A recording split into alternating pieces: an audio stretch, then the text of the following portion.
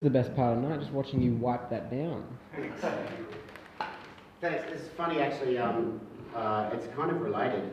Do you guys know AliExpress? Has anyone ever ordered anything on AliExpress? It's like straight to China or whatever.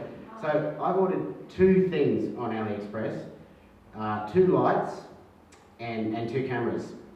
And yet I just got a notification here which I thought was quite fitting. It says, "You've earned it. How about suspenders, hose, dress net, stockings, lace tights, yarns, fishnet, sexy girls?" I'm not freaking kidding. And then you click on it and it's actually like an ad for stockings. Anyway, so yeah. And I'm always amazed at how many Americans there are in Brisbane. And yet I have not yet met one who didn't come here for a lover. So that's good. We must have a good hold on you guys. You know, Brazilians and Irish, I hate to say it, a little more common in Brisbane. Sorry about that. In fact, there's that saying, gazillions of Brazilians. I love Brazilians. I love Brazilian music. Absolutely love it. But has anyone ever been over to the festival over in Stradbroke Island? Island Vibe. Are you guys from Brazil? Yes, you know what I'm talking about. You've been there. We slept down on the beach. It was awesome. But every night, it's like massive drumming circles down on the beach. You know what I'm talking about. And I absolutely love you guys. Please, I'm not being anything saying derogatory about anyone. All right. Caetano Veloso, one of my favourite artists. There you go. Have I made up for myself there?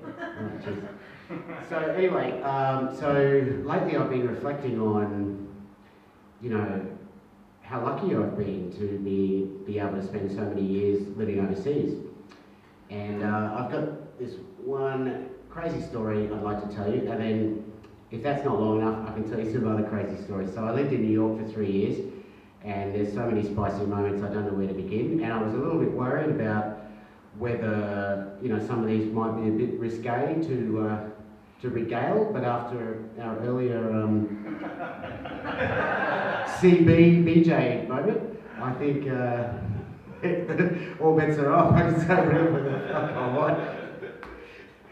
But anyway, so one of my best friends, he's an awesome guy. He's originally from Birmingham, and then actually born in Poland, I think, then Birmingham. And when George was kind of doing our stuff, I just thought this guy was awesome. His name's Andy Liegers. He's a larger-than-life character. We always wanted to get him to photograph us, but at the time that we kind of became friends with him, we'd signed to a label, and he wanted to have copyright for his photos, which the label just wouldn't agree to. But smart guy though, because he took some very iconic photos of Jeff Buckley when he was out here on his first tour, and I think he's still earning royalties for those now. But anyway, so this guy is such a larger-than-life character, you know, like 6'3", wears a massive tall hat and a big kind of fluffy jacket, rides this like crazy kind of mongoose kind of bike all around New York. You know, like that kind of almost like, have you guys ever heard of that guy Moondog? You heard about this dude Moondog? He was like massive on the streets back in the day in the 50s and 60s. He was like a jazz kind of like legend, but he was a hobo. Purposefully lived on the streets. Anyway, it's a great book if you want to get. And he kind of reminds me a bit of this guy. And he kind of lived like a hobo for 8 years. He managed to live in New York rent-free for 8 years. Now, how this all started was, you know, he'd just moved to New York at the time. Some friends recommended trying out these apartments down in Little Italy. We went and checked it out, and it all seemed a bit sus, and some other friends had said, oh yeah, not sure about those guys. But then 3 weeks later, he still hadn't found an apartment. And so he decided, look, stuff it, I'm just going to do this, right? So it was like, it's, you know, typical dodgy New York stuff where they, like, I'm sure you know all about this, where like the broker gets a fee, do you know what I mean? And actually, in actual fact, I did that for a little while in New York through a mate of mine in real estate, and it was silly money, I must admit. So there's broker fees as well as, you know, your usual, there's a deposit, and then you've got your bond, and then you've got your month's rent in advance. Kind of crazy. But anyway, so he turned up to this place. It was on the corner of Mulberry and Hester. You probably know where that is, right smack in the middle of Little Italy. Anyway, so he turned up, he decided stuff, and I'm moving in because the price of the apartment was kind of pretty good for the area. Maybe a little too good, as it turns out. But anyway, so he turned up with $4,000 in cash to give to this guy, right? The guy takes the cash and says, "Great, thanks." And he's like, "I want a receipt." And he's like, "Oh no, that's all good, you know, it's all good, mate, yeah, no worries." And he's like, "No, I've just given you $4,000, I want a receipt." And the guy was still kind of being a bit funny, but then he finally went, "Okay, fair enough." So he gives him a receipt, and the receipt is for $2,000. And he's like, "What the hell, man?" He's like, "Oh no, that's the other's for the deposit. You don't have to worry about that." And he's like, "No, I want a receipt for the deposit as well." So he finally gets the $4,000 receipt. Anyway, so at that point, he goes straight to a newsagent or whatever, buys a receipt book, and from that moment on, every time he pays them anything, he gets them to sign a receipt. These guys are basically, they own this whole corner block, and they've got a restaurant downstairs, so he goes in there to pay the rent in cash. Anyway, this is going on for a while, and then in the meantime, he does a big reno on the apartment, like strips all the paint back, actually adds quite a bit of value to the apartment. And then one day, the original guy he gave the money to says, "Oh, you've got to move out in 6 weeks." And he's like, "Well, what the hell? That's ridiculous." And he's like, "You know, I've added value to the apartment, blah, blah." And that was the whole reason. In fact, this is a ridiculous story. So he found the guy that he gave the cash to. So what these guys were doing was they were going in basically while he wasn't there to check out what he was doing, and they realised, "Oh, he's added value to the apartment, we'll kick him out, we'll put the rent up." And he found the guy one night pissing in his sink. For fucking real. The guy was out of it, pissing in his mate's sink in this apartment. And he's like, "Oh, sorry, yeah, it was, oh, yeah." Whatever, I had come up with these excuses, and he was like, "Wow, these guys are fucking weird." Anyway, so he decides, he's speaking to a friend, an American friend, who says, "You really need to talk to a real estate attorney." Because I'm sure you know in America there's an attorney for every single little possible thing you could imagine. So he decides to go, he tracks down this real estate attorney, because he's like, "I'm just not sus, a bit sus on this whole thing." And he says, "Look," the attorney says, "Look, you get the housing history on the apartment, and then we'll go from there." So he gets the housing history.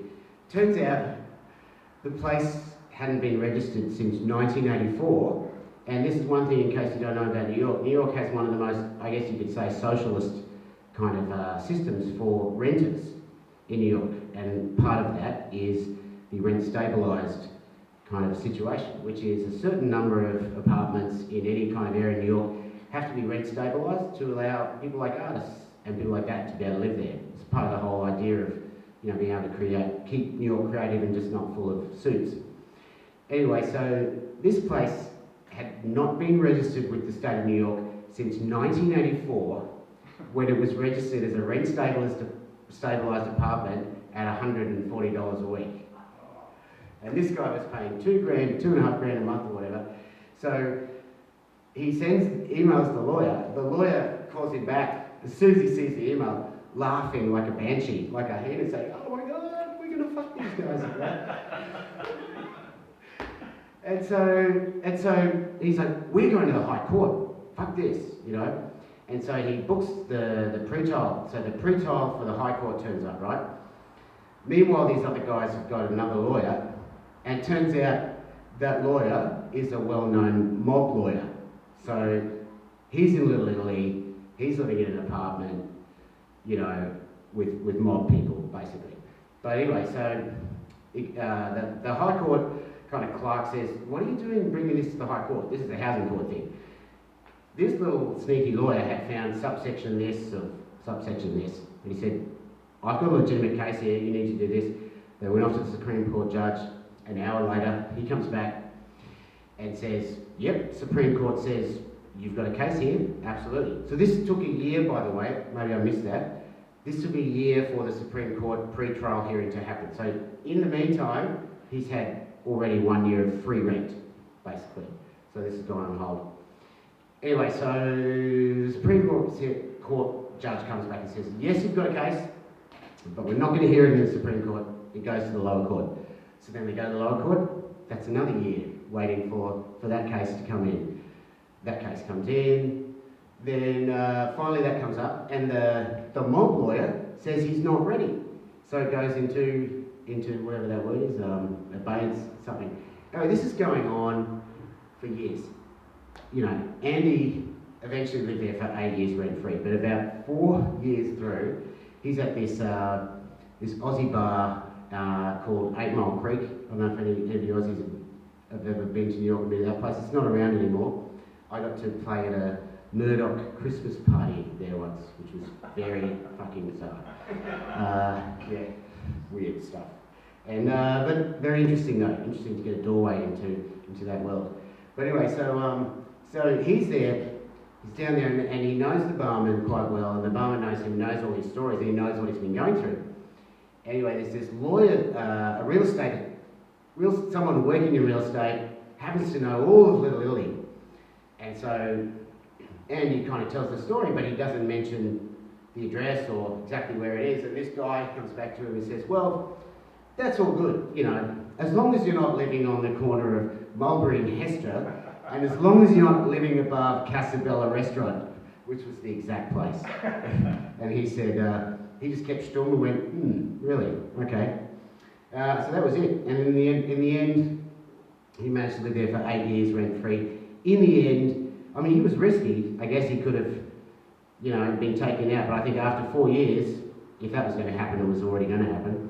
And in the meantime, though, his lawyer became friends with the mob lawyer because they joined the Brooklyn Bar Association and all this stuff. But they offered him 15 grand to move out in the end. But then, of course, that lawyer tried to stiff him on that. That was another fight, which he also won. So there you go. Is that long enough? I can tell you some other spicy stuff. You want to tell a quick spicy story? Yeah. Quick spicy. All right, so two things. People do amazing things with their ass in New York. All right, so have you guys heard of Cafe Noir? I heard this story Monday night too. Very similar kind of space, similar kind of crowd.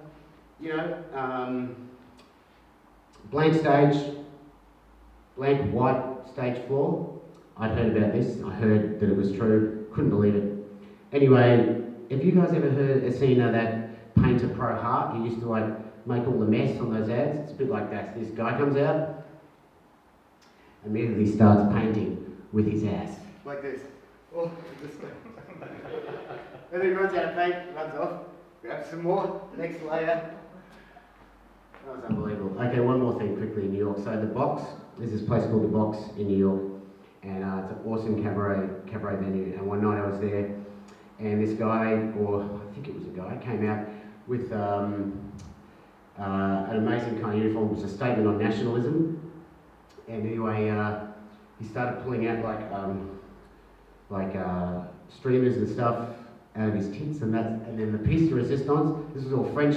Then the American anthem comes on, and he turns to the crowd like this, and bends over, and starts pulling out multiple versions of the American flag out of his ass. I swear, it goes on for minutes and minutes. It's like the whole theme song. You're just like, and everyone's like looking at him like, oh, and they're looking back and like, oh my god, that was unbelievable. So yes, that's my last, that's spicy moment.